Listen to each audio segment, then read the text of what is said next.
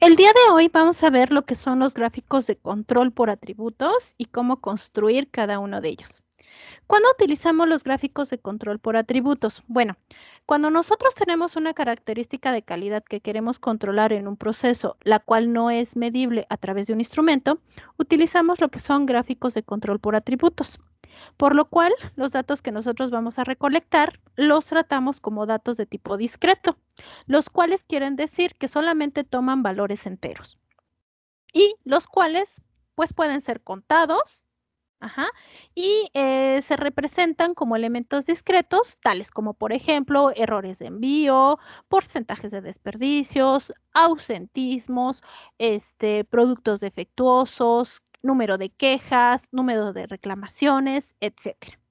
Cuando nosotros tenemos una característica de calidad que observamos y podemos contabilizar, pero no podemos medir, entonces es recomendable utilizar gráficos de control por atributos. Dentro de los gráficos de control por atributos, nosotros los vamos a dividir en dos tipos. Aquellos que nos van a poder controlar procesos en donde nosotros lo que contabilizamos son defectos por unidad y en aquellos en donde nosotros lo que contabilizamos son unidades defectuosas. Un ejemplo es, por ejemplo, las reclamaciones en un día, ¿no? Las reclamaciones en un día, vamos a decir que son defectos que tuvimos en un día y por lo tanto nosotros las vamos a poder controlar a través de lo que son los gráficos de control tipo C y los gráficos de control tipo U. Estos tipos de gráficos lo que controlan son defectos por unidad. ¿Sí? En este caso, cuando estamos hablando de un día, sería nuestra unidad y las reclamaciones pues son los defectos que nosotros queremos controlar. Si nosotros, por ejemplo, sabemos que en un día nosotros inspeccionamos a lo mejor todas las llamadas que llegan y de ellas contabilizamos cuántas estamos hablando que fueron reclamaciones y sabemos que todos los días pues tenemos diferentes números de llamadas, entonces estamos hablando que nuestro tamaño de muestra es variable. ¿Por qué? Porque a lo mejor recibí 50, mañana recibo 60, el día siguiente recibo 40, etcétera. Entonces, en ese caso, ocupamos un gráfico tipo U.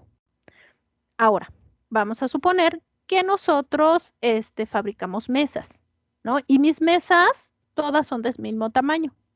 Y nosotros lo que contabilizamos es el número de defectos que tienen las mesas. Por lo tanto, en este caso, nuestro tamaño de muestra es constante y entonces elegiremos una gráfica de tipo C. Ahora, si nosotros lo que vamos a contabilizar son unidades defectuosas, sin importar el defecto que tengan, por ejemplo, yo produzco lápices, ¿no? Y todos los días produzco lotes del mismo tamaño de lápices. Y entonces mis tamaños de muestra son constantes. Siempre voy a tomar 100 lápices para contabilizar cuántas unidades defectuosas tengo. No importa si el lápiz está despintado, si está mal impreso, si, por ejemplo, se rompen constantemente las puntas, si no están pintando bien. Bueno, no importa, son unidades defectuosas. Pero como siempre voy a tomar 100 lápices, ¿sí? Para mis muestras, hablo que estamos hablando de un gráfico tipo NP. Ahora, vamos a suponer que fabrico estos mismos lápices, pero que mis lotes, por ejemplo, son de distintos tamaños. Eh, y adicionalmente, como mis lotes son de distintos tamaños, ¿sí? Mis tamaños de muestra también van a ser de distintos tamaños. Entonces, en este caso, a lo mejor voy a tomar muestras de 100, otros de 50, otros de 80, otros de 90. Entonces, el tamaño de muestra es variable. Por lo tanto, pues yo ya no puedo ocupar un gráfico de tipo NP. Voy a utilizar un gráfico de tipo P. Veamos algunos ejemplos de cómo construir gráficos de tipo atributo y en qué casos se utilizan, ¿no? Entonces, aquí tengo un ejemplo para un gráfico NP. Dice, diariamente se inspeccionan 100 formularios de reclamaciones de seguros durante 25 días laborales y la cantidad de formularios con errores se registró en la siguiente tabla. Elabora un gráfico NP y determine si el proceso está dentro de control. ¿Qué sucede? ¿Por qué es un gráfico NP? Bueno, porque uno, mi tamaño de muestra es constante. Es decir, siempre voy a tomar 100 formularios. ¿Qué es lo que busco? errores, no importa de qué tipo de errores. Yo veo cuántos errores se cometieron en los formularios. Por lo tanto, en este caso, estamos hablando de un gráfico NP, ¿sí? En donde mi tamaño de muestra es 100. Para la muestra 1, para la muestra 2, para la muestra 3, hasta los 25 días que me dijeron que se tomaron estas muestras, ¿sí? Ahora, me están indicando aquí cuántos fueron los errores que encontraron cada día. Esto lo vamos a anotar nosotros con la letra C. Muy bien. Como yo tengo en este caso, ya mis errores, entonces puedo calcular mis límites de control.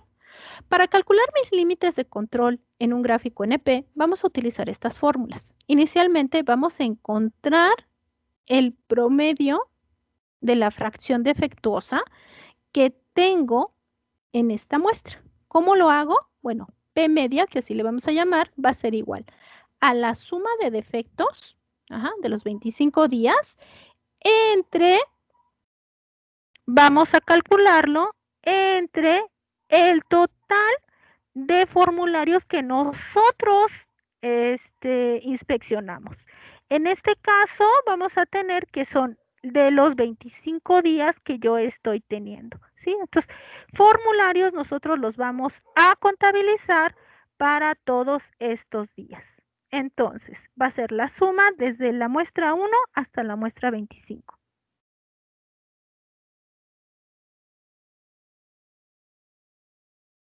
Aquí lo tenemos.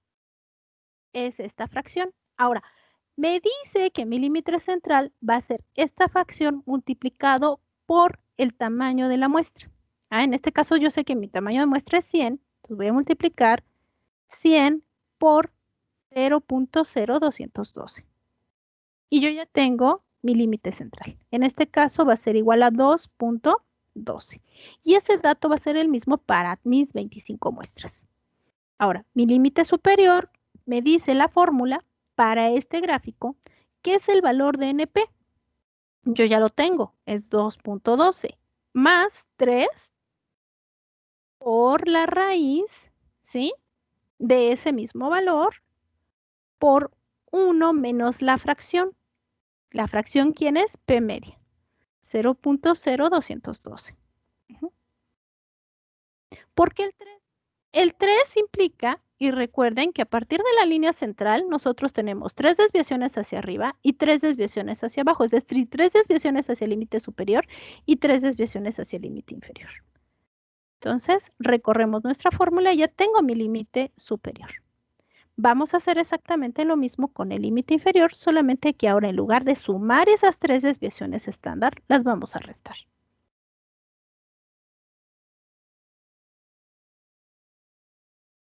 ¿Sí? Entonces, ¿qué sucede? Que en este caso me está dando un límite negativo.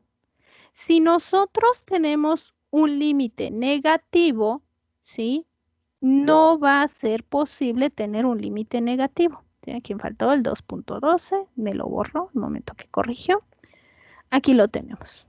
Déjenme ver, porque, estamos aquí ya lo tenemos.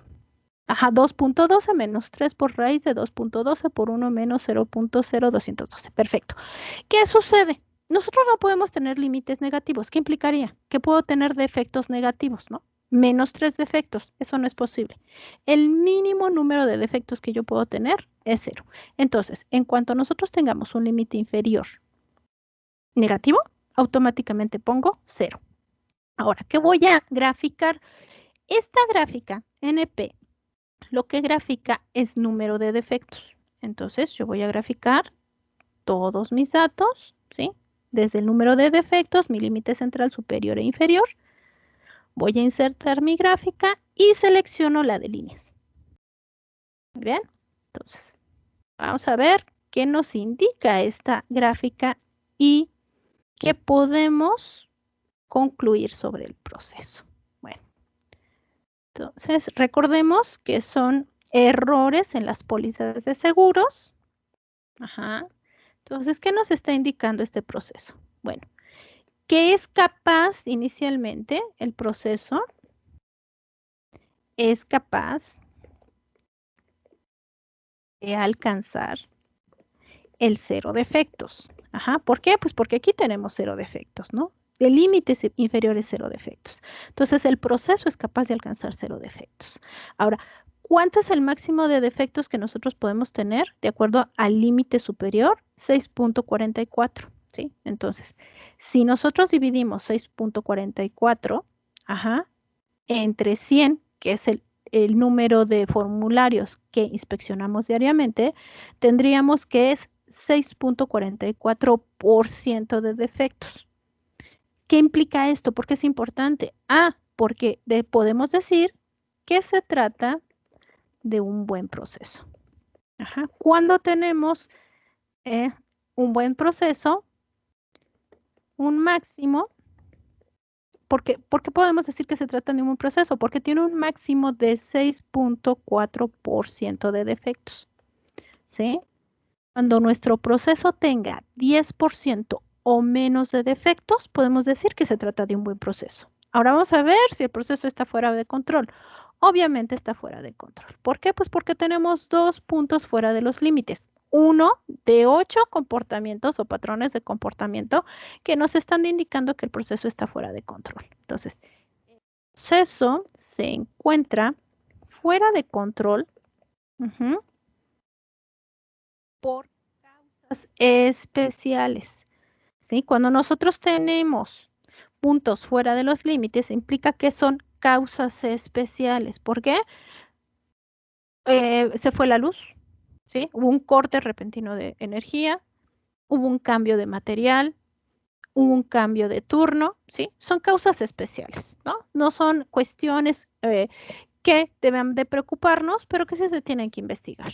Ahora, solamente podemos observar esta causa, este patrón de comportamiento por el que el proceso está fuera de control, ¿sí?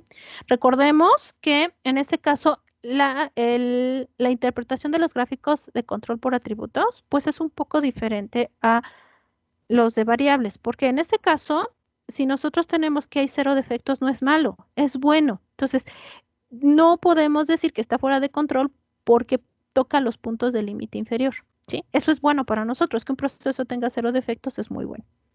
Ahora, ¿qué otros comportamientos tenemos? Recordemos que, por ejemplo, en este caso, pues este proceso, por ejemplo, no presenta ciclicidad, no presenta tendencia, no presenta que tengamos, por ejemplo, 15 puntos por arriba o por debajo del límite central, ¿sí? No presenta 15 puntos sobre el límite central, que son algunos de los comportamientos que nosotros debemos analizar. En este caso, no existen y podemos decir entonces que solamente presenta los puntos fuera de los límites de control, pero que, bueno, esto implica que el proceso está fuera de control.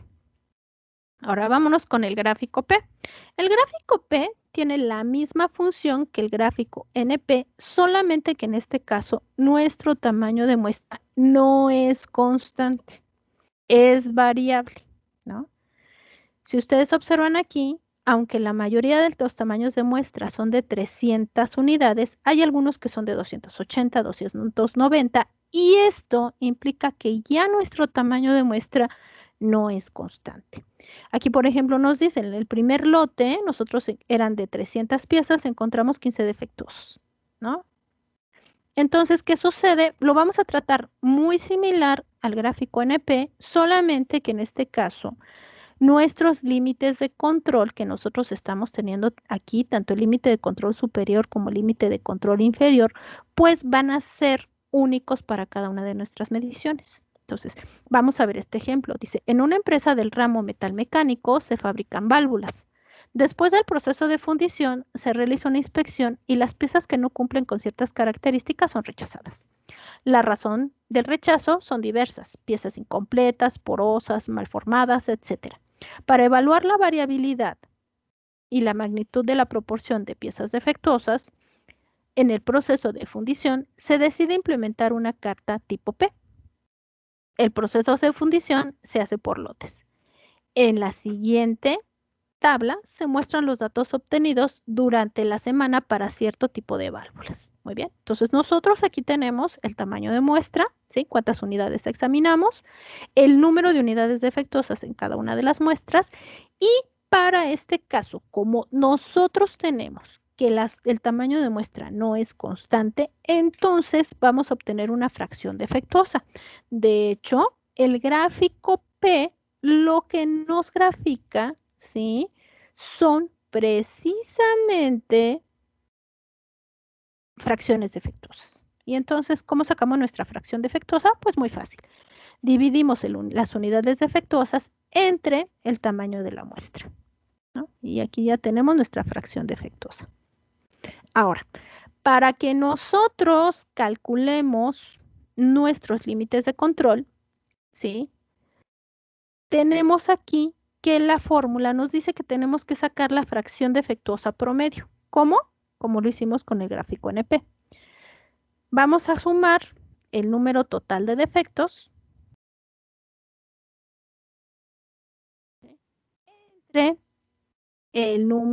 la suma del número total de piezas que inspeccionamos.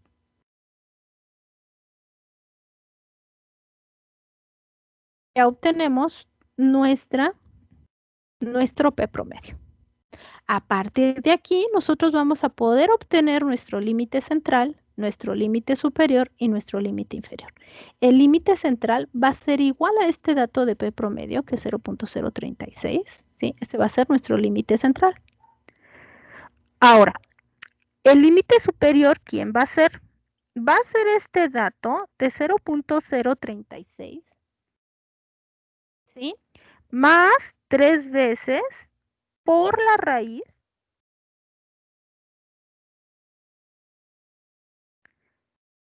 de P promedio, que es 0.036,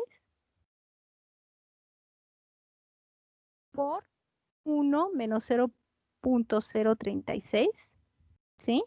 Entre mi tamaño de muestra. ¿Por qué selecciono la celda? Porque al recorrer la celda, ¿sí? Va a hacer este proceso inmediatamente Excel, va a seleccionar la celda de la cual nosotros vayamos recorriendo nuestra fórmula. Y para que no lo tengamos que hacer de forma individual, ¿sí? Entonces voy a hacerlo para la primera, para que lo observen. Automáticamente selecciono la celda F11. Y así lo va a hacer para todas las demás celdas. Ahí lo tenemos.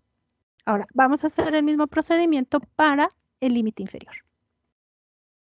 Solamente que en lugar ahora de sumar, vamos a restar.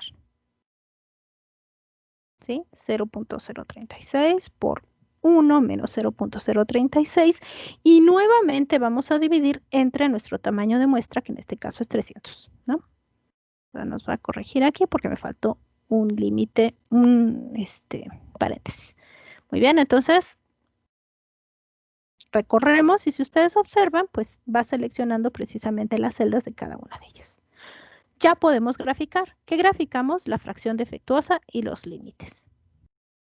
Hasta el 21 porque eso es lo que nosotros tenemos. Entonces, insertamos el gráfico y aquí tenemos nuestro límite.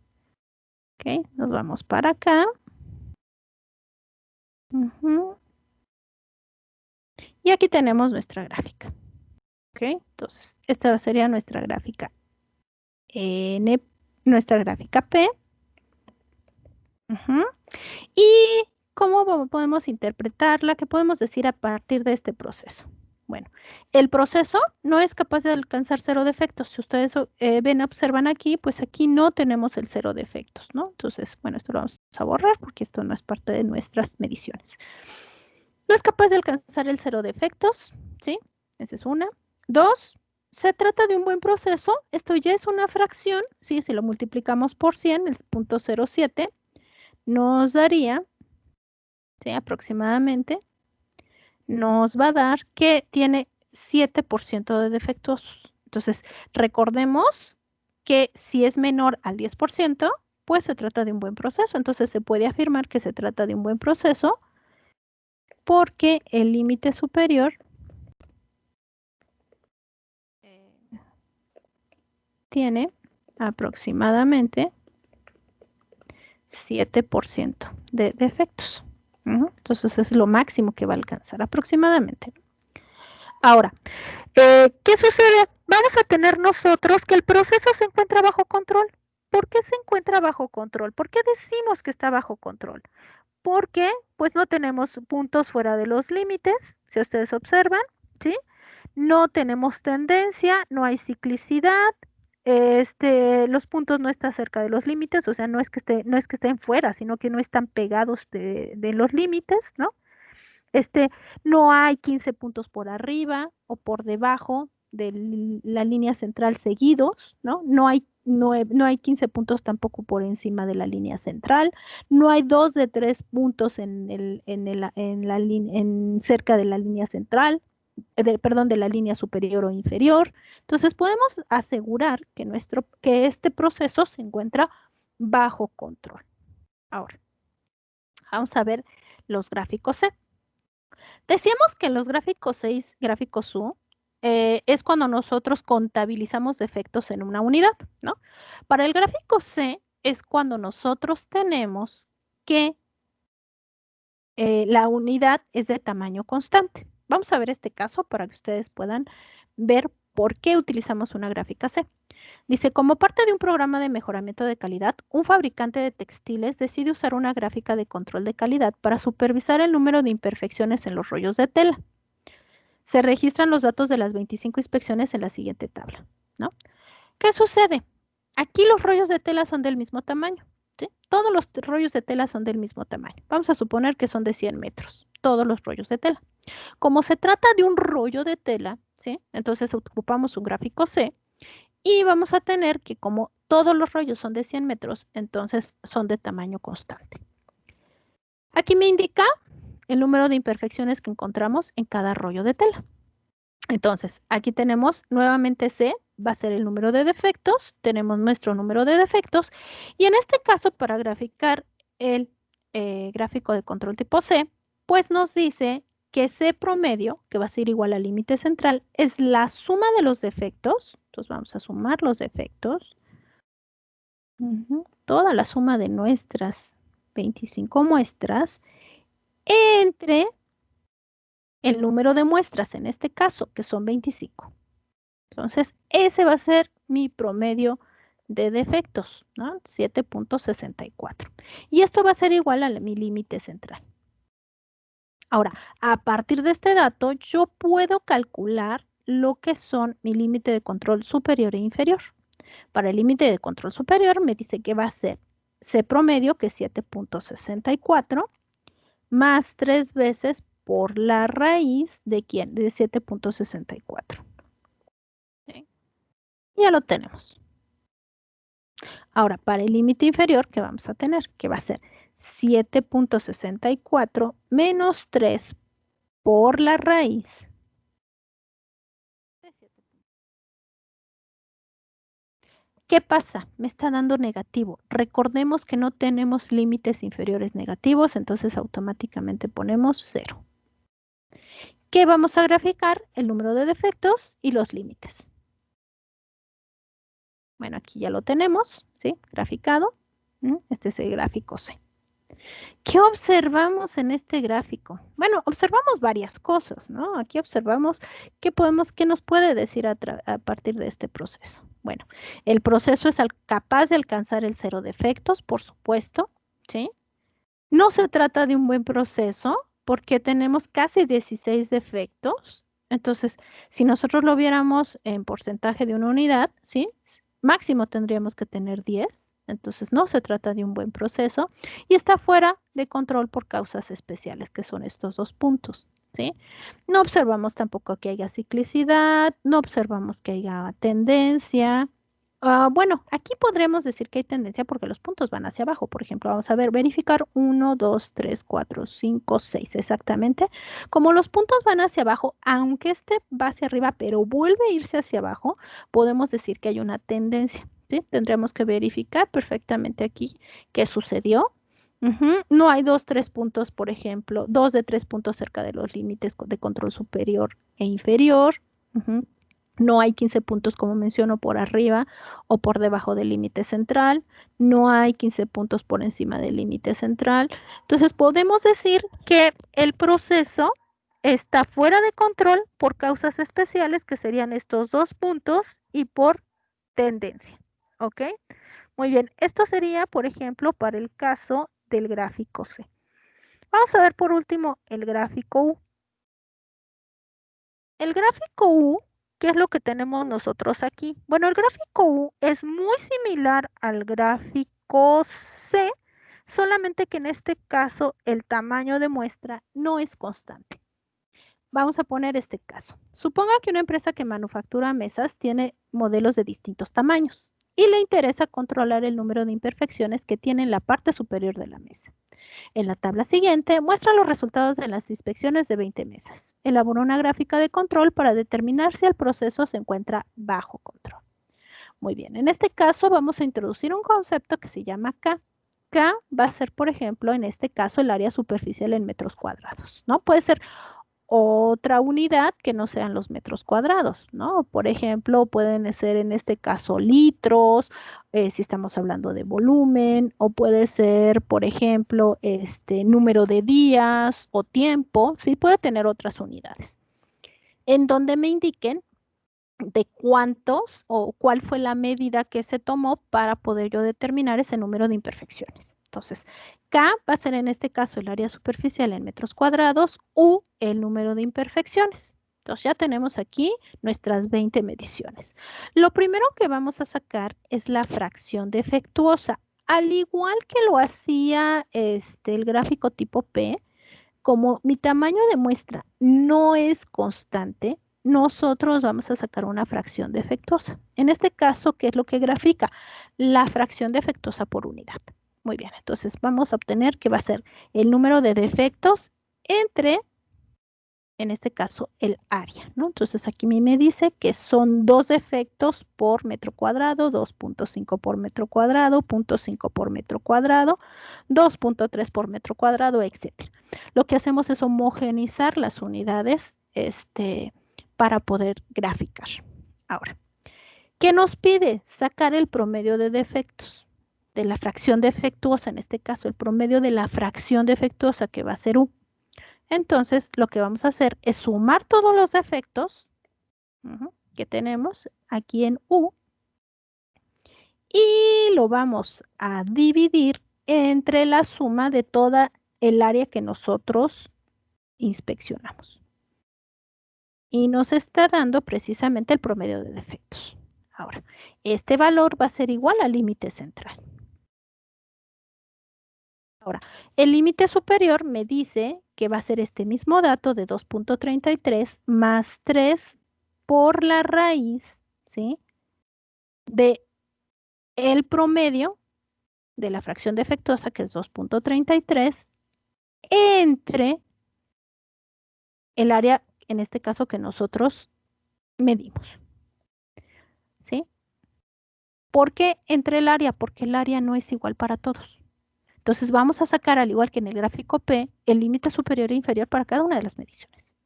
Ahora vamos a verlo para el límite inferior. El límite inferior va a ser igual a 2.33 menos 3 por la raíz nuevamente de 2.33 entre el área.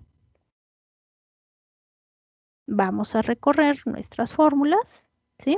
¿Qué sucede? Que tengo valores negativos. Solamente en aquellos que sean valores negativos, nosotros lo vamos a poner como si fuera un 0, ¿sí? Solamente en aquellos valores. Entonces, donde tengamos valores positivos, nosotros no vamos a colocar este valor de 0, solamente en aquellos que sean valores negativos.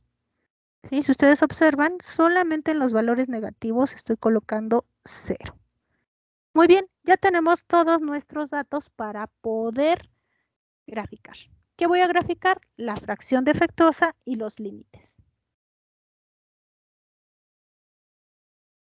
Entonces pongo insertar, gráfico recomendado, pongo el de líneas y este sería mi gráfico tipo C. Bien. Perdón, gráfico tipo U, no gráfico C. Este es gráfico tipo U. Entonces, ¿qué podemos decir de este proceso? Bueno, tenemos solamente un punto que está fuera de los límites, ¿sí?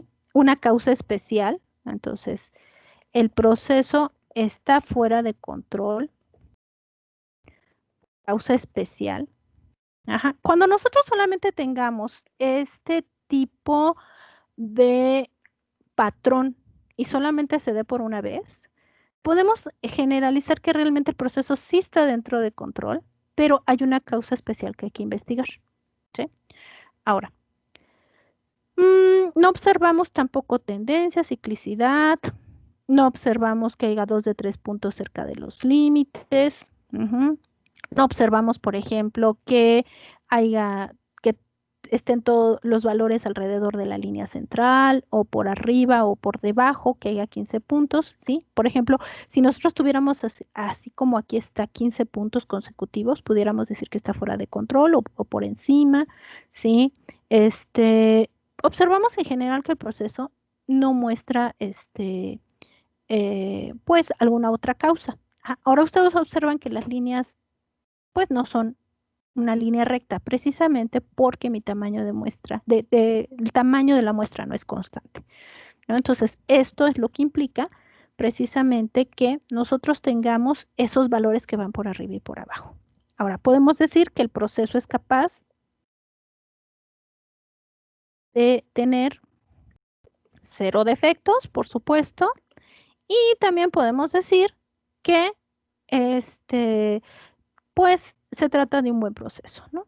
Vamos a ver si se trata de un buen proceso. ¿Por qué podemos decir que se trata de un buen proceso? Fíjense bien, en este caso decimos que máximo debemos de tener 10% de defectuosos. En este caso estamos hablando de una fracción defectuosa, ¿sí?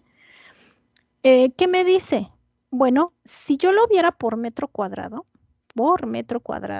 ajá, tengo aproximadamente, vamos a redondearlo a 6, ¿sí? 6 defectos por metro cuadrado. Ujú.